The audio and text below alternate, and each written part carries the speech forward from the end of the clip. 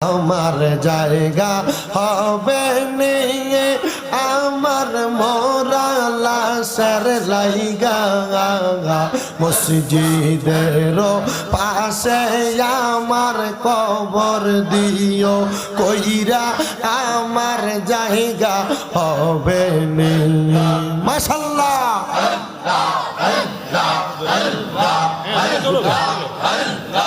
আল্লাহ আল্লাহ আমার জায়গা হবে নিয়ে আমার মোরা লাশের লাইগা মসজিদের পাশে আমার কবর দিও কইরা